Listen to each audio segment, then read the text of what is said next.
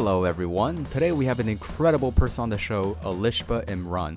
I won't give you too much information about her because she's going to tell you all about it, but before we start, just want to say that you can find us on Instagram at The Visionaires, and you can find us on YouTube as well, where we will soon have full episodes and highlights from each one so you could extract the key insights in just a couple of minutes. You could also email us at thevisionairspodcast@gmail.com if you want to chat. Anyway, enjoy everybody.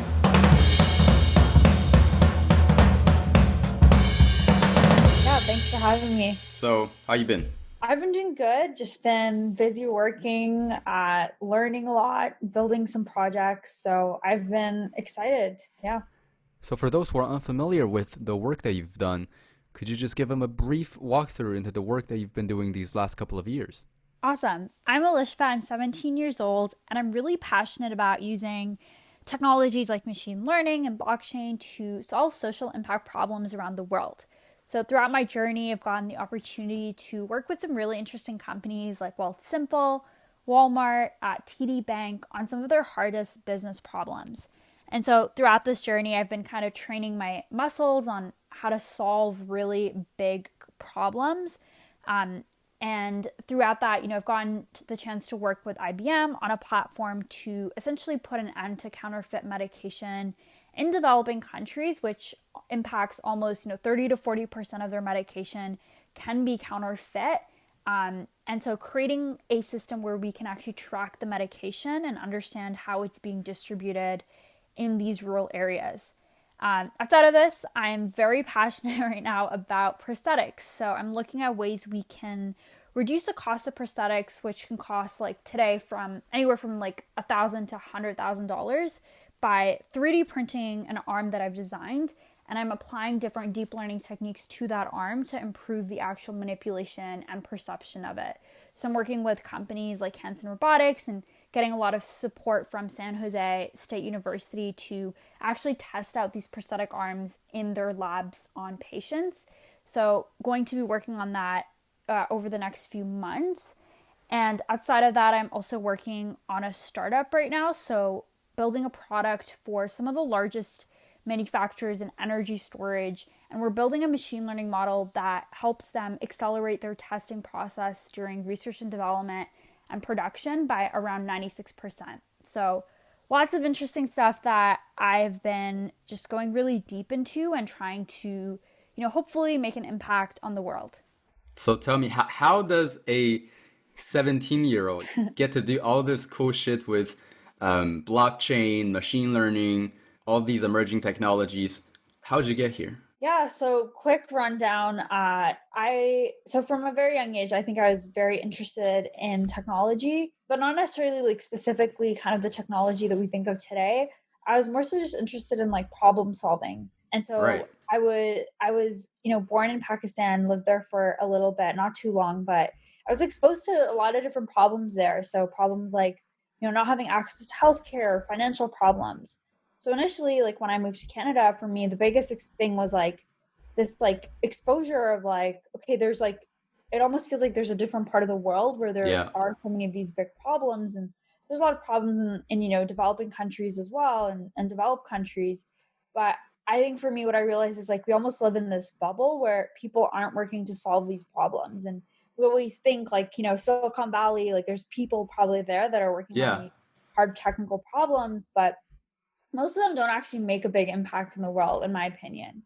So for me, I think the initial exposure was more just I'm really passionate about these problems. I want to make a social impact. And that started as just volunteering, getting involved in my community wherever I could. And then that kind of just naturally led me to start coding. I got really interested in robotics and just building things because that felt like a way to take a problem, break it apart, and put together a solution. Yeah. And so that led me into coding when I joined my high school's robotics club and got just started in basic HTML, CSS, web development, started a little bit in Python, led me into coding, but I wasn't really doing much that made me feel super excited or I was really doing something good in the world until I got involved in this program called TCAS, the Knowledge Society. They're basically a human accelerator that exposes you to emerging technologies like machine learning, blockchain, quantum computing, And essentially, like through that, you can kind of learn about ways you can start building projects, Yeah. like start working with companies on real projects, but also learn about how you can take these complex problems and actually break them down so that you can start solving them. So ever since then, I've been working on a lot of different stuff that I can get into as well. But that's just, how I initially got into the space and interested in it. So let's dissect this from start to end. So when did you come to Canada? You went to Toronto directly? I don't remember exactly when, but it was definitely when I was very young. Like I'm 17, so I've been here for like most of my life. Like I'd say 12 years now. Right. Uh, and yeah, I did come directly to Toronto. I live in the outskirts of Toronto, so not exactly Uh-huh. Toronto, but yeah. So that's roughly when I came here. I actually came to Montreal when I was 8. Mm, So I've lived like the majority of my childhood back in China, and then after coming here, I do agree there is some sort of a bubble, like you said. Like we're kind yeah. of really at a disconnect of how good life here is. That if I wasn't born in China, I probably wouldn't have seen the world in such an angle without actually unless I had to travel to there. So Yeah. no, yeah, you're absolutely right. So what was the reason to come to Canada? I mean, there is no particular reason. My family just moved here because of like work and stuff. Like my parents just had a Yeah. better access to work, so that's really why they moved here. And yeah, like through that, I think it just kind of got me exposure to a lot of these different problems, but also just put me into that mindset, like you said, like getting that initial exposure. A lot of people don't, and so Yeah.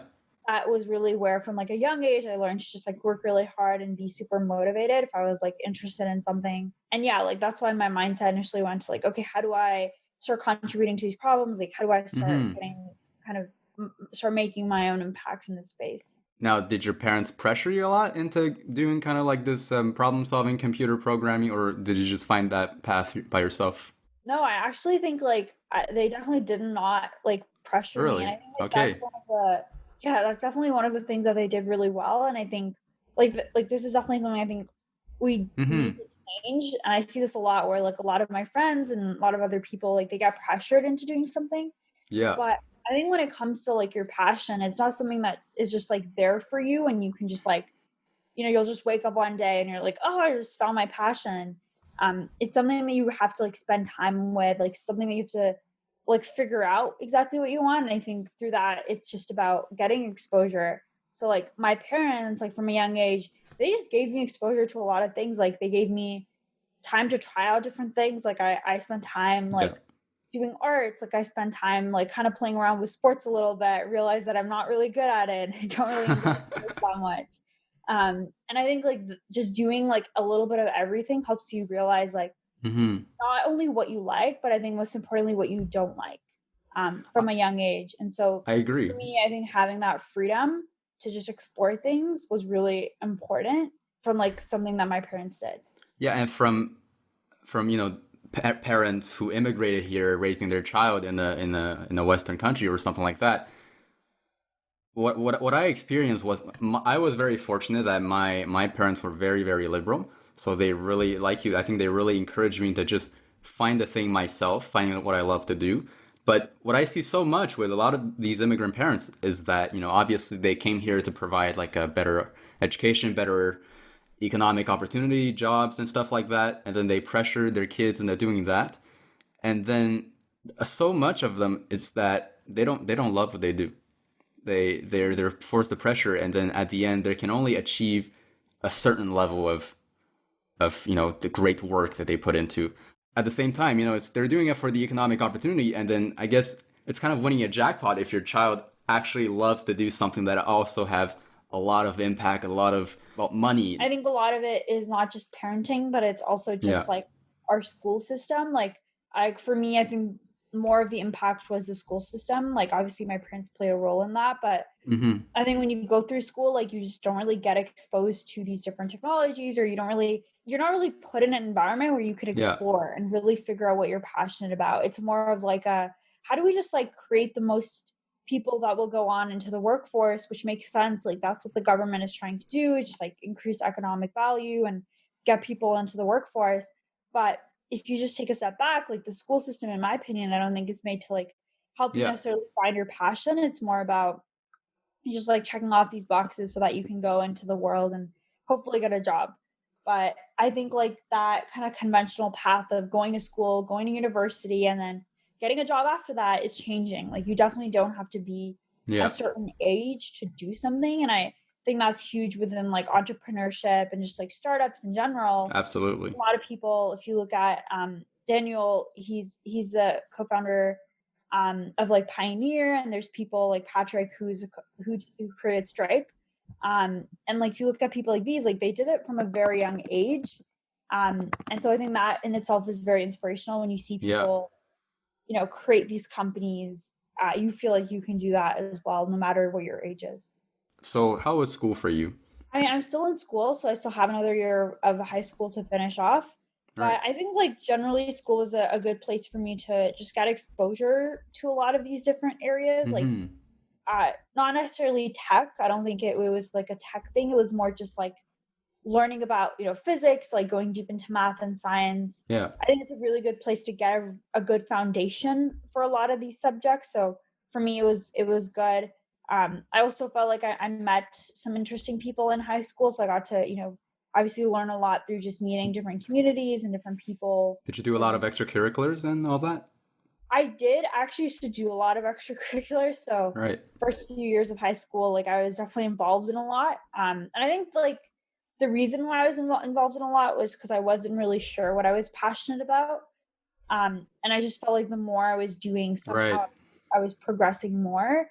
But I actually think to a certain point, there's like diminishing results. Like, I mean, for me, it was like I was doing it because I thought I was interested in it, right? Okay. Yeah. But I wasn't sure. And so I think in that case, it was okay. But Yeah.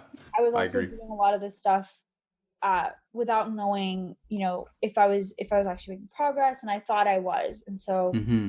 I think like now I'm not doing as much. I'm still obviously a little bit involved in school wherever I can be, but I'm working a lot more on, growing myself and just becoming a better person so that I have like the technical skills, but I also have a lot of the social and like the business skills to really make this impact, and hopefully like one day, start my own company or work with a really cool Yeah. company that's, working on disrupting these big industries.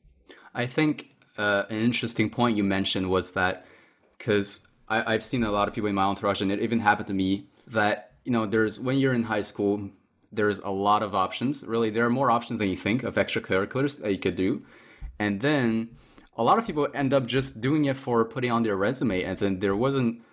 Well, I mean, the only progress they're making is that their resume looks better, but in terms of their personal development, I think it was stagnating.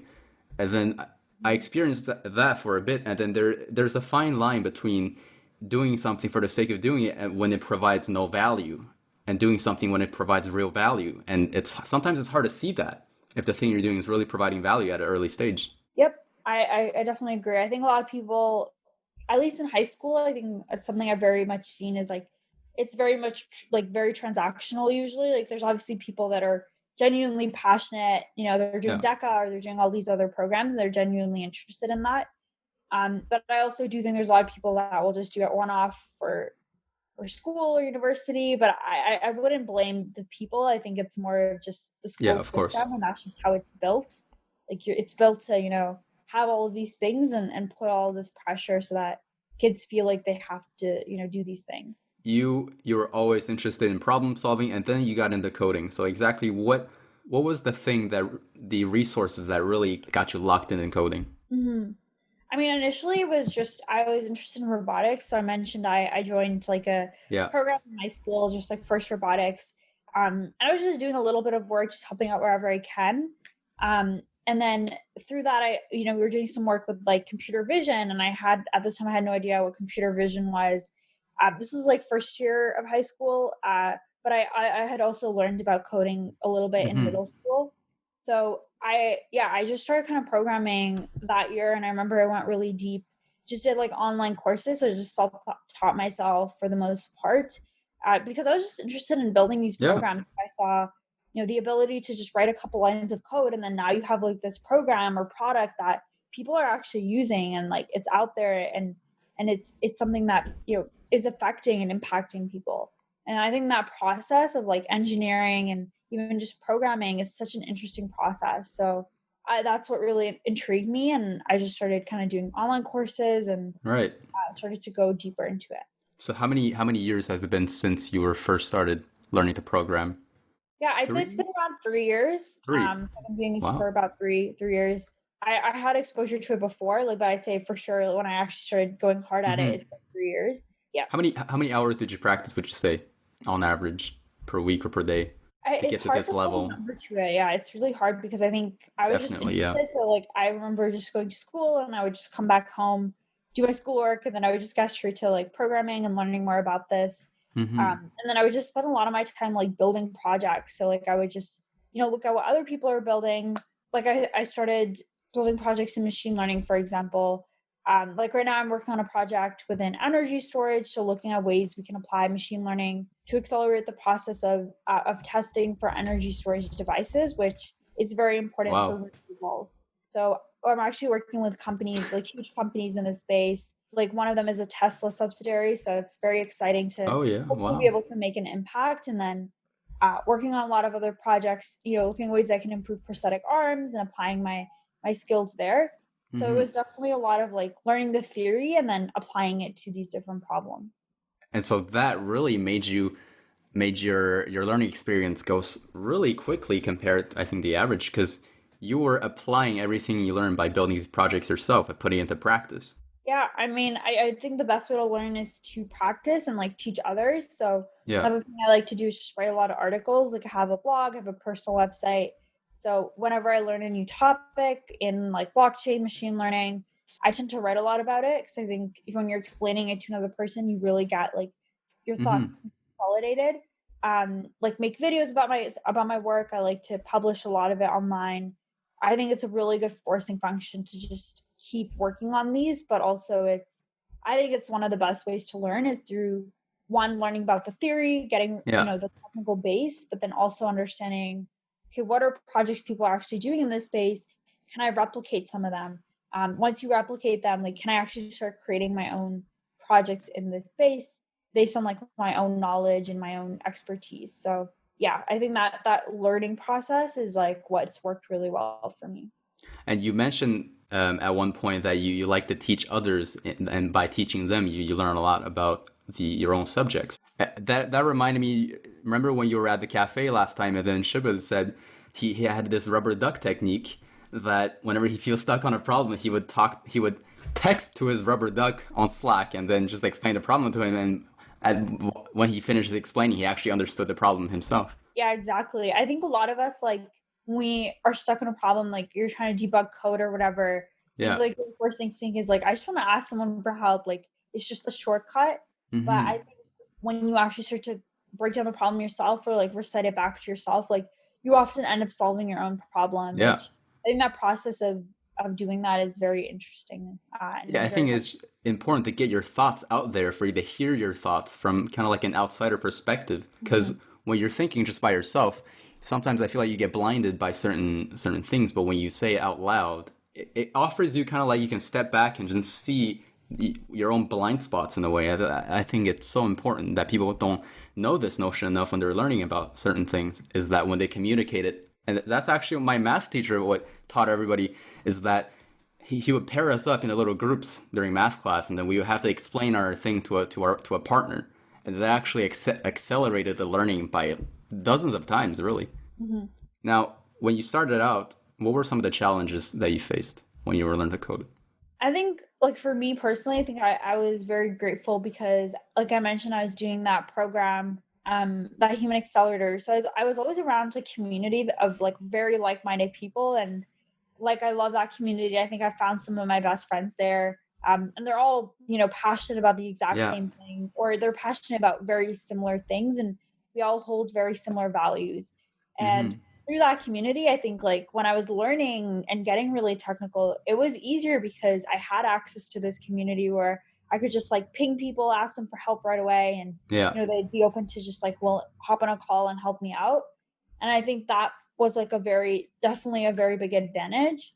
I think one of the biggest barriers though is definitely just like getting started. I think 99% of the hard work is like getting started, and then after that you can you actually start to do stuff and it becomes a lot easier, like the learning curve. So for me, I think that was probably the biggest thing, was just getting started, and being willing to get started quickly and just like get on my feet, make mistakes, and learn really fast. That's definitely a mindset I've gotten into, is just like a bias towards action. Like that's like a Hmm. something I live by, is just like, don't think about something too much, just like have a bias towards action and just get it done. So that's definitely helped me a lot in terms of when I'm trying to read a research paper or I'm trying to learn code or building a program and I'm stuck on something, like I just have this like mindset of, okay, I'm just going to do it and I'm just going to try to figure it out, versus trying to That's kind of put it yeah. off. So that's something that's definitely really helped me, is just changing that mindset shift. Yeah, like I would say that that's probably been the biggest thing in terms of difficulty. But other than that, I think there's so many resources out there. It's just about finding the right resources. So when you first start out, it might be difficult to look at the good content or find the right courses to do. But I think, it really comes down to just getting started, and Hmm. eventually you'll figure it out. Because when you overthink about it too much before you start, you actually think of all the challenges I'm gonna face in 10 days, in 20 days, or later on, and then you just at the end you always tend to think what's bad, what's gonna happen. That's always gonna put you off. Yeah. What was that corny line? The hardest step of a 1,000-step journey is the first one, something like that. Yeah. It's something like that. No, I think people do need a little push sometimes, and just to get started, and then just stop thinking about all the stuff that may or may not happen. Just do it, and then see what happens, right? Hmm. I do think like a huge part of that is like the community aspect. There's people that are definitely very self-starter. Like for Mm-hmm. me, like I said, I was just naturally very motivated and I was very hardworking. And I think those Right. two like skills really just helped me a lot. But I think for a lot of people, like if you lack even one of those, like if you like in my opinion, I think nothing can really replace hard work. So if you're just like very motivated, you're in the right environment, you have all the Yeah. resources to get started. But if you don't work hard, you likely won't get that goal. But if you're Right. someone who works hard, but maybe you're not in the right environment, like you don't have the right resources and you got to hustle to get them, I think if you work hard, you can actually do that. And so I do Mm-hmm. think that's like very important. But if I was getting started, I think what I would do now is just like find the community, like try to find people that are interested Yeah. in the same stuff as you, are willing to help you Surround out. yourself with the best people. Yeah, like surround yourself with people that will push you. Like I think for me that was another thing in school, was like I don't think I found a lot of those people, or at least it was very hard for me because I was interested Yeah. in very different things. So for me, I think that was what really was a turning point, was the community and the people, and just seeing people also wanting to better themselves, and learning all these hard things, is like, okay, I can actually do this too. So that would be like my number one tip for anyone who's just like thinking about getting started but doesn't really know if they can do it. Mm-hmm. Now, who were your biggest inspirations and influences at that time? Hmm. I mean, they're still my biggest influencers. I don't think they've Right. changed a lot, but yeah, I really love like people that have like thought leadership, and there's a lot of Mm-hmm. people like that are in the tech community, or even just like VCs that are doing a lot of investment and funding. I think one of the people I can think of is like Vinod Khosla. He's basically the founder and CEO of Khosla Ventures, and Okay. funds a lot of these big companies. He has very interesting thoughts, I think, on just artificial intelligence, just the future of tech, and just ways we can start innovating in different industries. And so he's been someone I've been following really closely, just hearing his thoughts on a lot of these things, like companies he's investing in, the work that he's been doing. Another person is like Chamath. He is the founder of Social Capital. So similarly, he does like a venture fund. Okay. Uh, yeah, he's actually also Canadian. He's a Canadian American Great. venture. I can link all these resources in the description. Yes, for sure. I think these are Yeah. great people that everyone should definitely check out. So yeah, Mm-hmm. he's the CEO of Social Capital. He's also investing in a lot of different companies. Yeah. I was actually recently doing one of his, like he posted a call for climate change. So he wanted to Okay. get people to just post like a 7-page framework on how you would go about solving climate change. And so I was working with a team to actually tackle this big Oh problem. wow. And yeah, I think like his kind of the way he goes about these problems is very interesting. And then another person is like Naval Ravikant. He, again, very smart guy, has a lot of interesting thoughts. Yeah. So yeah, these would be people that I think everyone should check out if they're interested. Perfect. I'll link them all. Now, before you came on the podcast, you mentioned a technique that you used a lot to get feedback on your work, and it was basically just cold emailing or cold Yeah. calling someone. Well, yeah, How like did you get to that point? Where did you learn this? it was definitely part of the program that I was in, something that we Okay. actively do there, or just we try to do that like whenever we can. I think it's Right. a great strategy because I think usually we think like people aren't willing to help us out, but reality is Mm-hmm. like most people are actually very interested to talk to you and Yeah. they're very curious to learn more. So I think just reaching out to people, whether that's like cold emailing them or even just getting like an introduction from another person that you know is very good. Like it's something that's helped me a lot is just reaching out to people and being good at that. And it's a great way to get feedback. So if you reach out to like people that Yeah. you want as like mentors, you can set up like kind of bi-weekly calls with them. If you were working on a project, just get feedback with Mm-hmm. them. That's something I did a lot, and it's something I'm still doing a lot with one of the projects I'm building with the prosthetic arm. It's a very technical project, and I'm learning a lot about like hardware components, like embedded systems, like inverse Yeah. kinematics, like all this crazy stuff. And so I'm reaching out to people like Shibble, who leads engineering at DeepMind in Canada, Mm-hmm. and other people that are smart in the field to get their feedback along the process. No, absolutely. It just things usually work in your favor if you just ask. I've seen so many of my friends who there are opportunities that are available in front of them that they tend to be not very assertive. They don't want to be bothering something like that. But sometimes I think people have to realize that if you just shoot your shot, if you just try, and then so many things can work in your favor. Yeah. And so when you were starting out, and out of all the people, all of your mentors, what is the best advice you ever received? I would say I have a mentor at like TKS, so the program. Okay, He's the the co-founder. Knowledge Society. Yeah, he's the co-founder, and he's very like both of the co-founders are great, and they gave like really good advice in terms of just getting started. I just really like this quote. It's actually I think it's a quote that I'm actually not sure who said this quote, but I just know the quote is something like you have access to like 99.9% of the same information that like the smartest people in the world, like Elon Musk, Yeah. Bill Gates, like all these people have.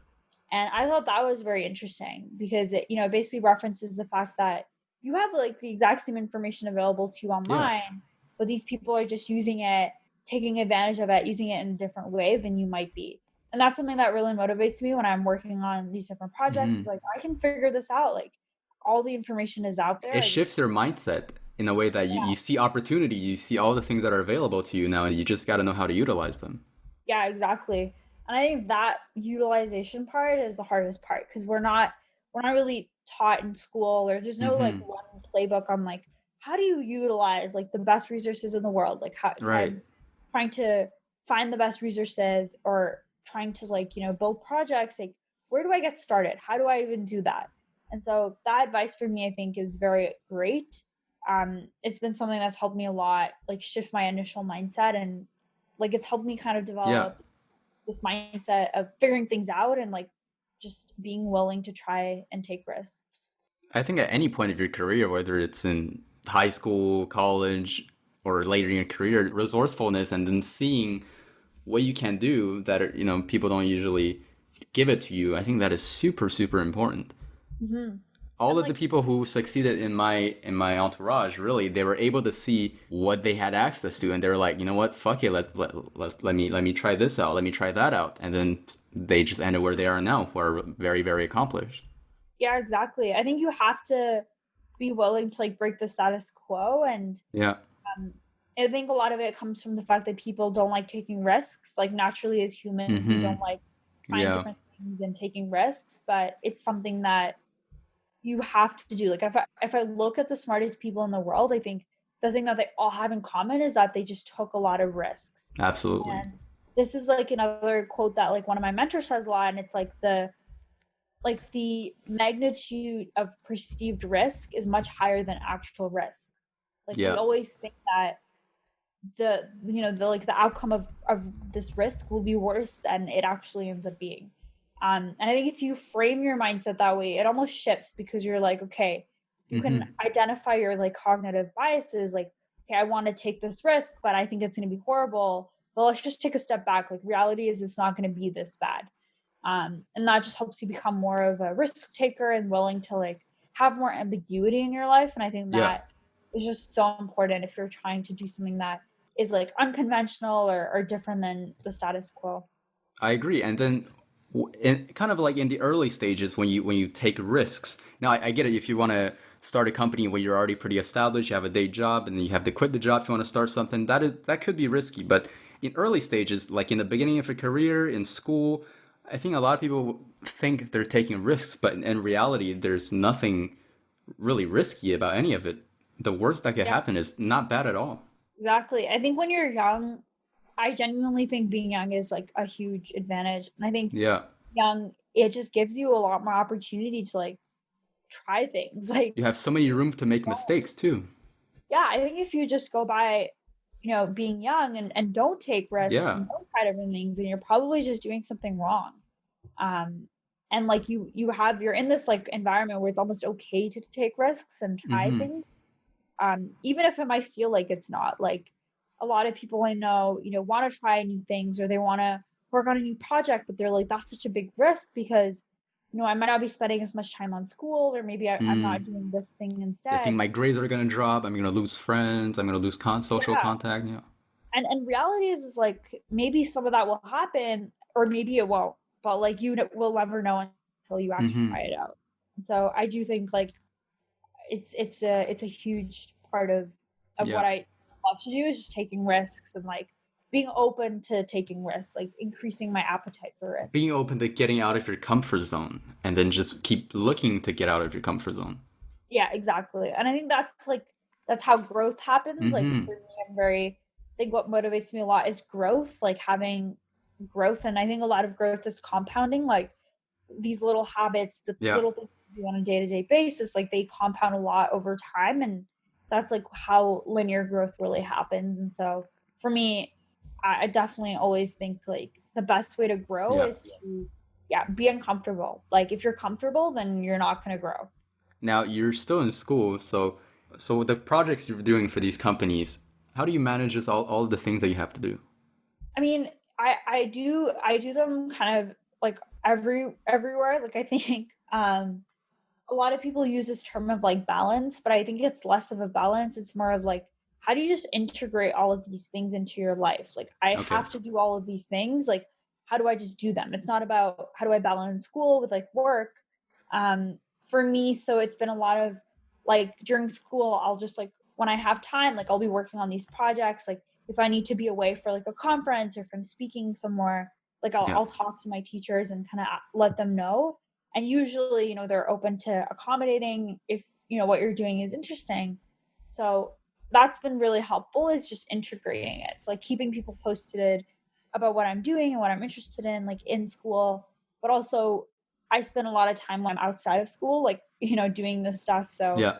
definitely spend a few hours, most of my day, I'd say, on these projects. And then, yeah, a lot of it, in school whenever I can as well. I try to integrate that. Now concretely, how do you visualize your whole entire schedule? Do you use a certain calendar app? Do you use paper? I really I like doing this technique of time blocking.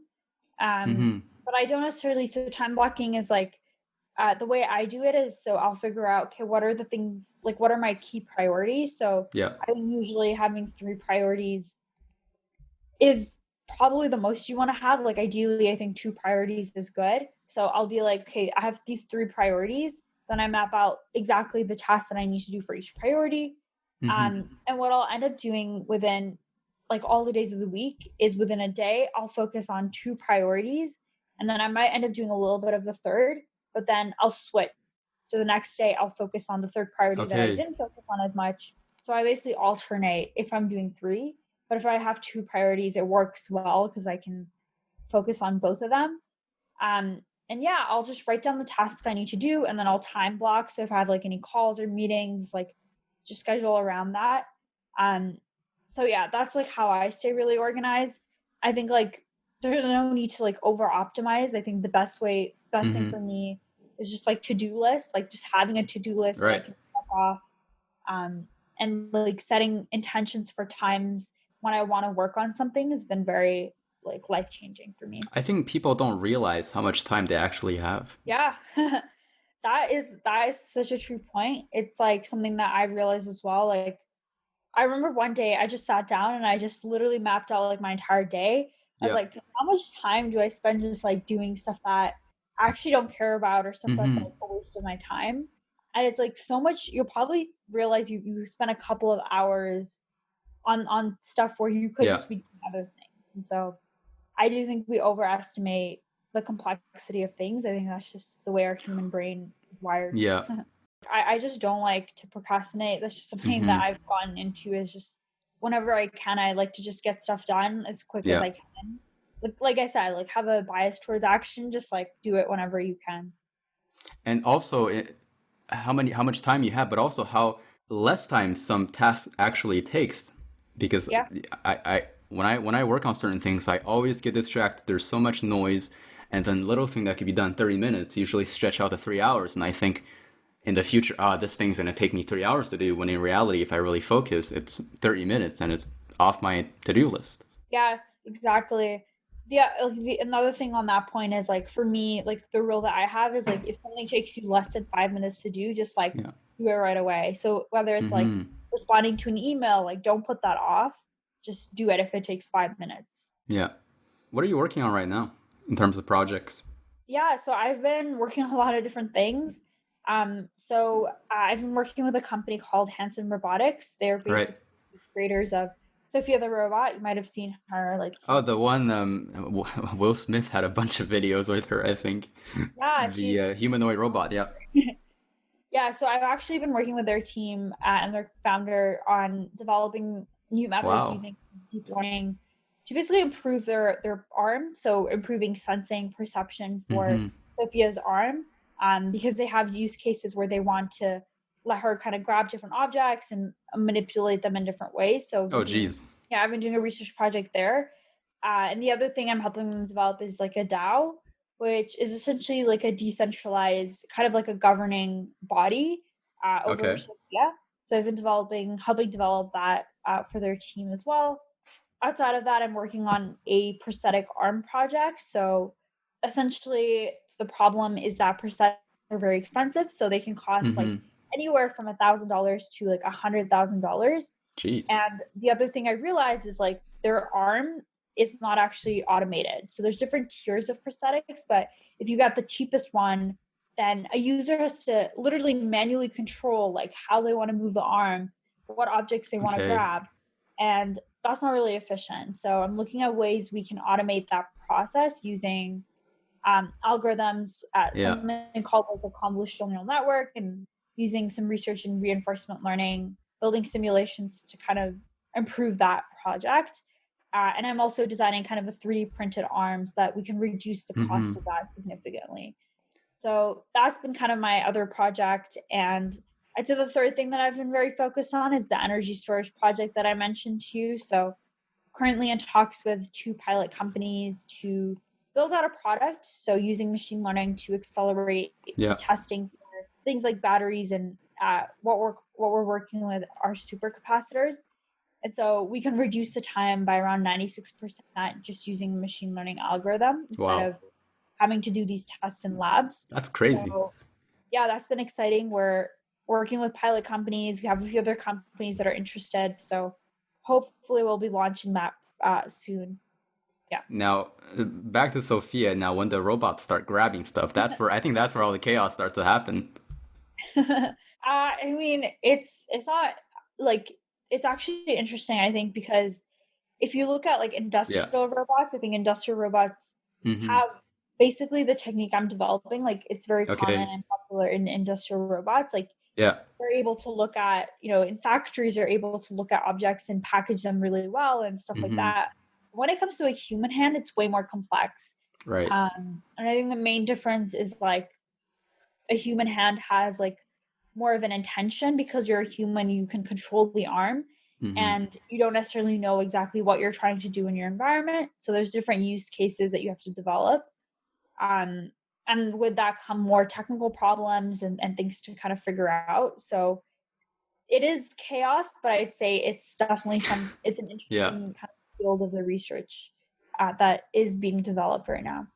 Now, concretely, what do you do exactly? Do you research a lot of do you read a lot of resources? Do you write code? What is it that is the bulk of your work? Yeah, a lot of it is it's a combination of research and coding. So it's finding kind of techniques that would work really well. Mm-hmm. And then a lot of it's just coding and learning. So I've been learning about like different softwares, like something called Roth, something called Mm-hmm. Gazebo, which is like a robotic simulation environment that we're testing the arm out on. So I've just been learning and getting very familiar with those. And the other thing has been, actually developing the algorithm. So I finished developing it and training it. Yeah. Um, and I'm just kind of optimizing it, and then hopefully we'll test that out. So lots of different components, not Yeah. just one kind of thing, obviously, but most of it is very Mm-hmm. like hands-on building it and testing it out. Now, another thing that you did for quite a while is blockchain, right? Hmm. And you won the blockchain award. Yeah, I won. I think you're talking about the EBA award, Yeah. Enterprise Blockchain Awards. I Yeah. definitely, Yeah. I think you're talking about that one. But yeah, so I was very interested in blockchain for a while. I still am very Okay. interested. But yeah, I think blockchain, I'm more interested in kind of ways we can apply this outside of just like Bitcoin and cryptocurrency. I do think those are the main applications that we've all probably heard of. But I was interested in ways we could apply it to things like supply chain management, Mm-hmm. tracking like counterfeit goods. So I've actually worked on projects within that space with companies like IBM to put an end to like counterfeit medication in developing countries, for example. Yeah. Yeah. Now, most people don't know what blockchain is, so can you give a brief explanation of how this technology works? Yeah. So the way I like to describe it is like I think there's different components to blockchain, but I think Mm-hmm. the biggest part of blockchain that is interesting is the fact that it's decentralized. So what does that actually mean? If you think about a lot of these systems in our world today, like if you think about the government, if you think about banking, they're very centralized in the sense that there's a single authority, there's a single government entity that stores all of your data. Even when it comes to banks, like they literally have Yeah. one data vault where all of your information is stored. So if a hacker was to come in and take information, like hack into the server, Mm-hmm. it's very easy for your information to get leaked. So the idea with decentralization is to break that. So there's no single authority that controls the system. Everyone is collectively a part of the system. Um, and the other part is to remove these third parties. So remove banks, like remove the Mm-hmm. government, which I know sounds very crazy, Yeah. but that's kind of the future that blockchain promotes is like, how do we create more transparency in these systems where really there isn't a lot of transparency? Right. And so for banking, if you think about banking today, if I'm trying to transfer money over to you, like it has to go through a bank and the bank will take a fee for that transaction Mm-hmm. before it actually gets to you. Versus if you were on a blockchain system and I just wanted to transfer you some money, we could do peer to peer like transactions and networking Right. where I can just directly send that to you. And it would be very secure. So there's like encryption methods where there's like a public private key to encrypt and decrypt the data so that only you can access it and only you can get the information that I sent you. Now, would that mean things are no longer traceable in a way? Yeah, so another part of it is traceability. Um, Traceability is interesting. I actually think it there is traceability, which is a benefit, I would say, Okay. because Yeah. you want to To a know certain what's degree. Yeah. happening. Yeah, like who's in the network, who's doing what in the network. Um, Especially like, for example, I mentioned like supply chain management. Traceability is very important there because if you want to know like where product has come Yeah. from, where it's going, you want to be able to actually track that throughout the process. So it's blockchain essentially. It's eliminating the middleman, and then everybody is treated equally with the same power of processing, and then the same resources. Yeah, I would say so. That's like a way, like that's definitely like one way to kind of summarize it. Now, how Mhm. far away do you think we are from implementing this technology to actually replace banks and all that? I think there's still a lot of work to do. Yeah. There are companies. I think one of the biggest companies. There's a company called there's obviously Ethereum. I don't know if you've heard of Ethereum, but That's another cryptocurrency, right? yeah, Ethereum Yeah. is like a cryptocurrency company, but they do a lot of other work as well outside of cryptocurrency, just applying blockchain to different problems. Mm-hmm. There's also a company called Consensus, which is sort of built out of Ethereum.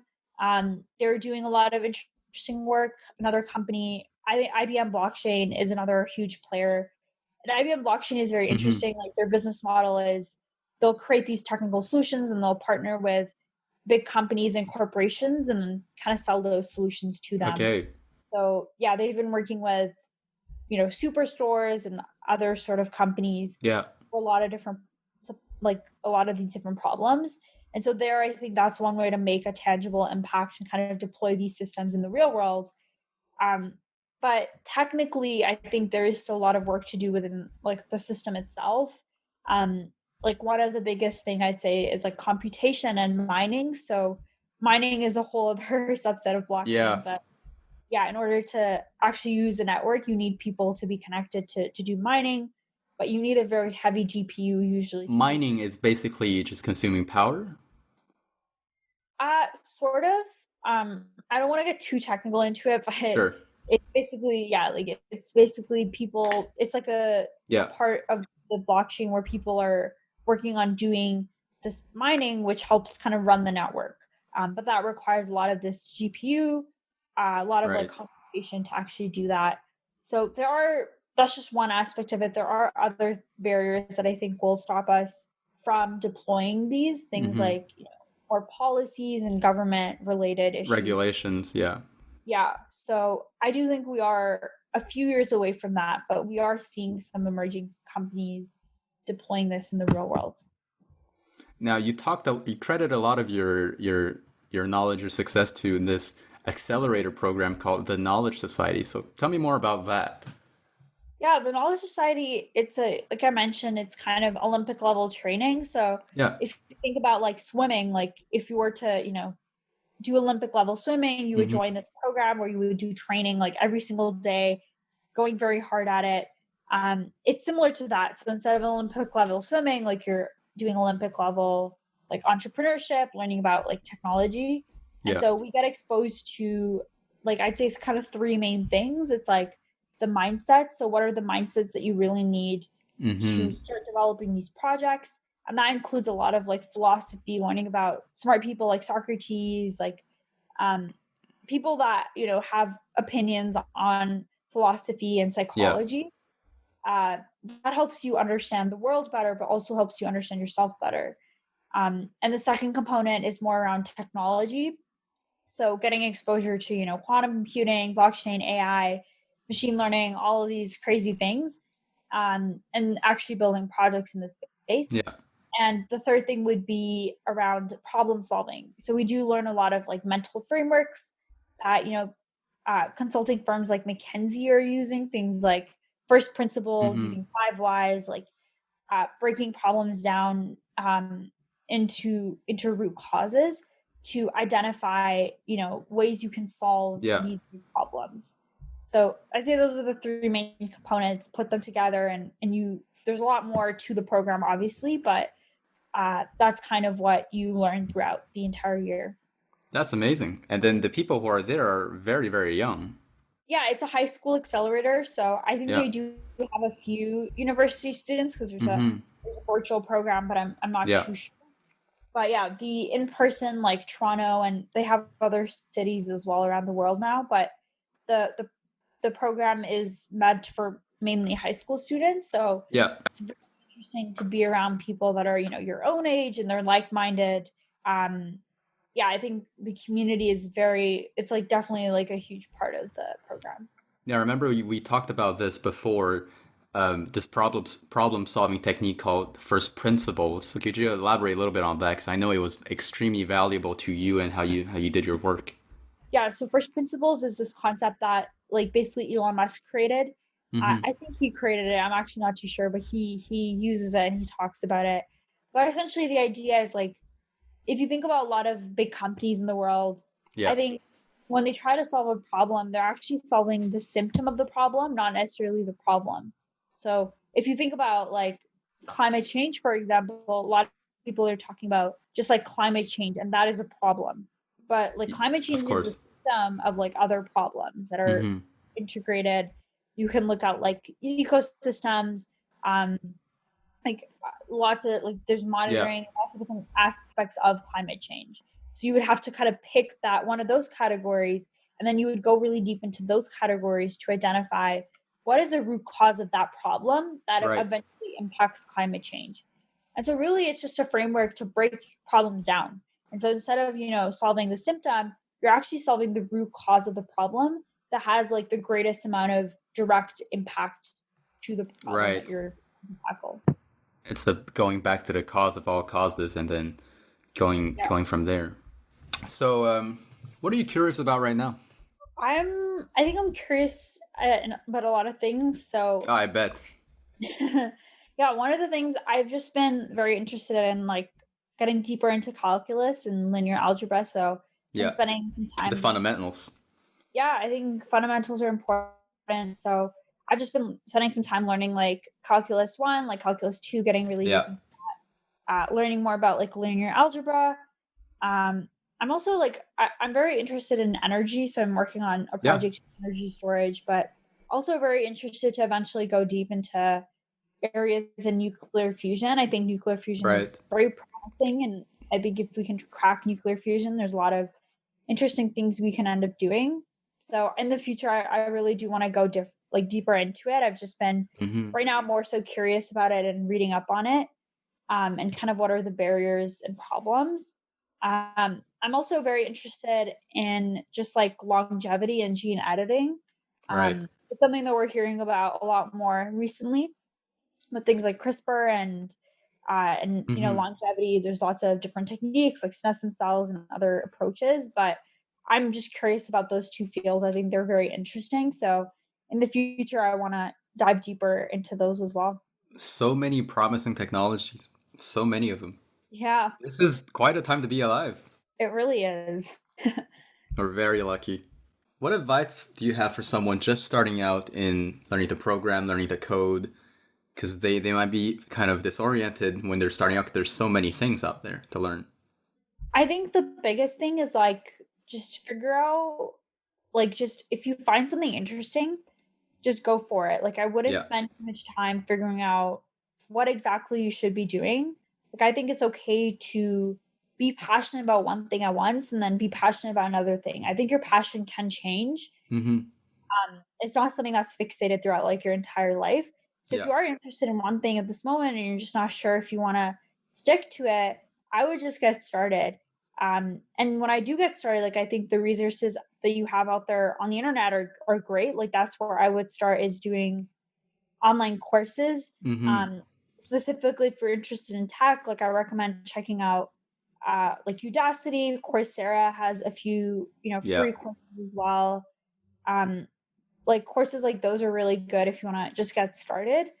Then I recommend just start building projects. So figure out projects that people are doing in this industry, whether they're like cutting edge projects or just like Yeah. beginner projects, and then start replicating them. So figure out if you can, based on the skills you just learned, like figure out if you can replicate those projects or build those projects, and then start to actually create your own projects. So figure out what you're interested in, and then can you use your skills to build a project in that space. And I think once you reach that point, there's a lot of support you can Yeah. get. So find communities. Like there's a lot of open source, like if you're interested in coding specifically, there's lots of open source communities where Mm-hmm. people can post questions about technical problems they might be facing, or even just like you can contribute to open source programs. So if you want to contribute to one, you can write some code and push it to their GitHub. So there's lots of different ways you can kind of do this, I think. But I would recommend first just figure out what you're interested in. Don't spend too much time on that.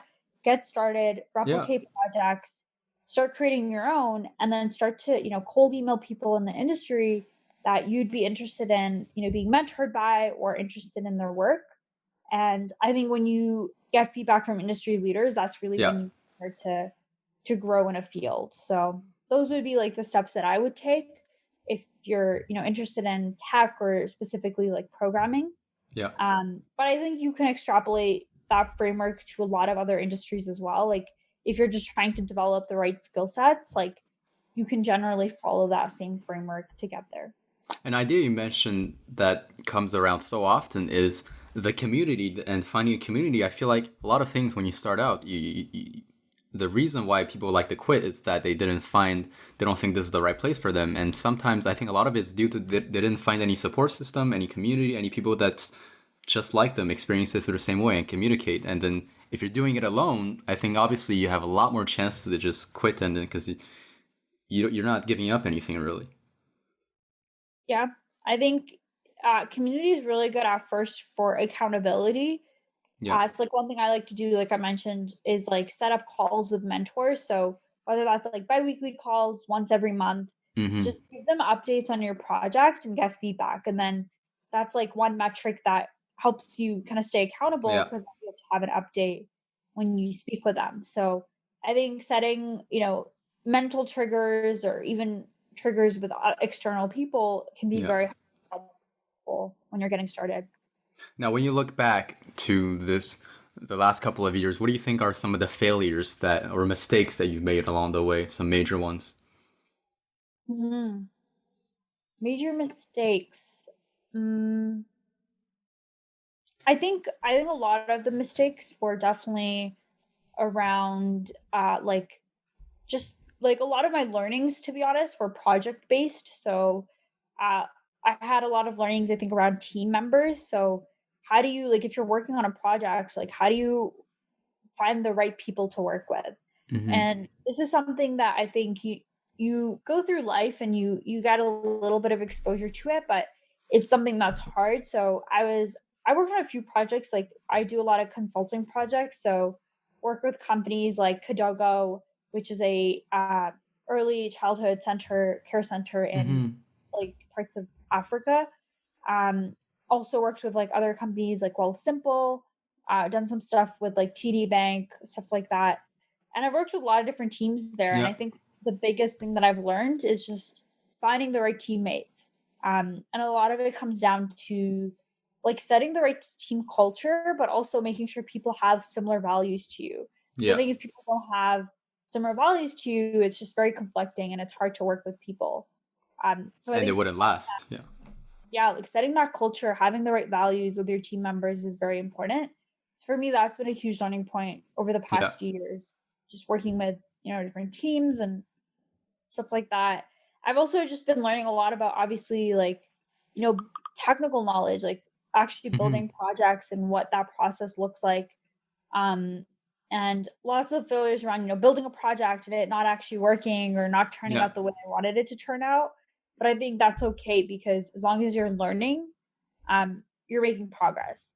And Yeah. so For for sure. me, that's been a huge mindset, is like, I want to stay continuously learning, and it's okay to want something to work or have a result, but it's okay if that isn't true and if you just end Mm-hmm. up failing and learning. And where do you plan on going with your career? Where do you see yourself in 20, 30 years? I think definitely want to be working on a very difficult problem. So right now I've Mm-hmm. been kind of tipping my feet into different areas that I'm very passionate about. But I think working with a team that is very smart, and working on a very hard problem towards a goal that is either moonshot or it's something that, is Mm-hmm. like 5 to 10 years away. I think that stuff is very exciting. Being able to like literally create the future. Um, so that's something I'm very interested in, is finding that group of people or that team or that company.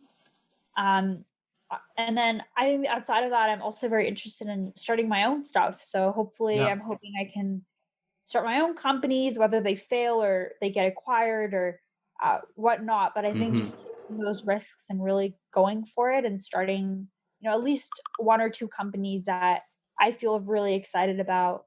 Yeah. Um, and I've, created some traction around is definitely something I want to do in the future.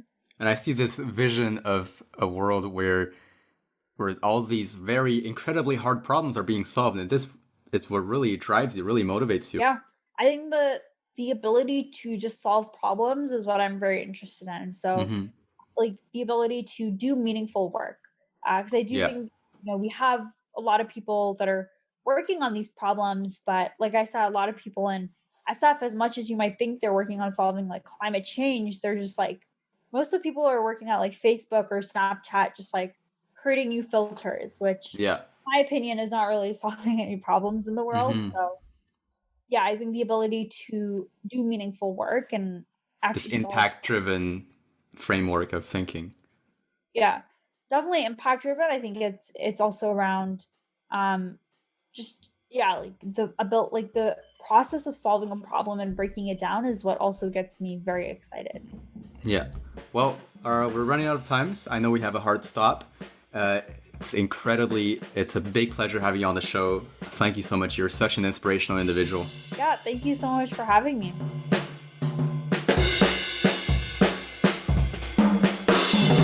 Thank you all for tuning in. You can find us on Instagram and YouTube at The Visionaires. If you have any person in specific you want to have on the show, leave us a comment, send us a DM, or hit up our email at thevisionairspodcast@gmail.com. Tell your friends about us, and I'll give you a cookie for it. No guarantees, though. Bye-bye.